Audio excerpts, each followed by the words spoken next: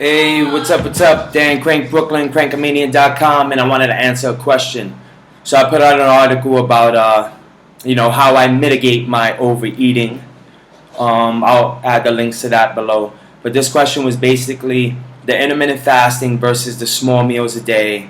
Which one's better? One doctor says intermittent fasting works best for fat loss and all these other health benefits. The other doctor says 6 more meals a day works best because it's been proven that people that eat 6 more meals a day have better glucose or blood glucose stabilization, and they've been known to be healthier, leaner people. They're both right. They're both right. I mean, the average American diet consists of a coffee in the morning, a sandwich in the afternoon, a bowl of spaghettis at night, and I can see why meal frequency may be best for somebody in that specific situation eating like that. I know and have experienced the benefits of intermittent fasting. Intermittent fasting has tons of health benefits. It allows your digestive system a break. It allows you to be more productive because you're not thinking about food in the next 3 hours while you're busy doing work.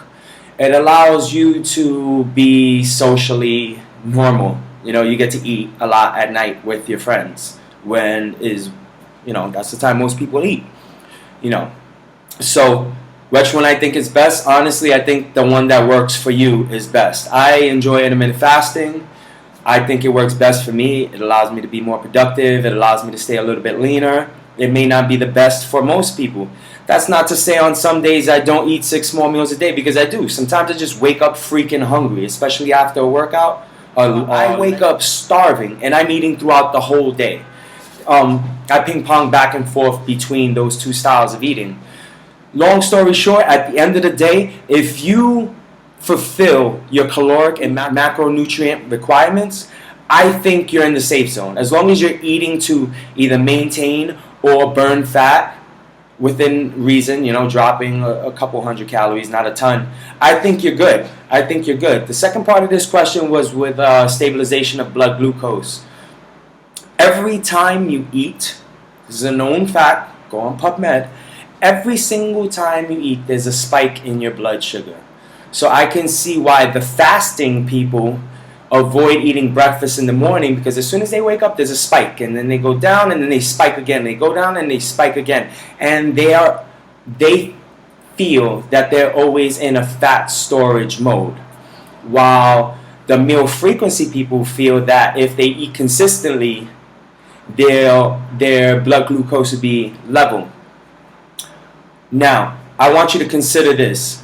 Every single time you've ever went to a doctor to get your blood work done, the doctor asks you to not eat for 24 hours. Don't eat anything for 24 hours. The reason for that is after a fast, your blood glucose is the most stable it will ever be. There is a dip in blood glucose, and you do go into that fat storage mode if you're fasting and under your caloric and macronutrient requirements consistently for 2 to 3 days. So if you're not eating for 2 to 3 days straight, not eating the way you're supposed to, and fasting, there's going to be a dip in your blood glucose. You're going to go into fast storage mode, and then the world is going to hate you, and bad things happen. So at the end of the day, it's the one that works best for you. If you find eating consistently works best for you, and you can do that and you can stick to that, God bless you, because I can't. I don't want to walk around with Tupperware.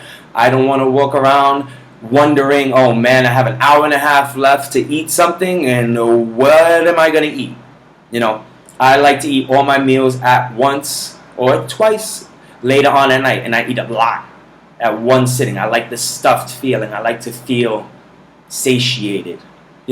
Some people feel satiated with the 6 more meals a day. Again, it's all up to you. Whatever works best for you. Of course, the other strategies do work, and they do have benefits. The intermittent fasting or calorie cycling or carb cycling, they all work. But as long as you're fulfilling your caloric requirements to meet your specific goals, you are good money. All right? I hope that answered your question. If not, ask it in a different way, and maybe I'll answer in a different way.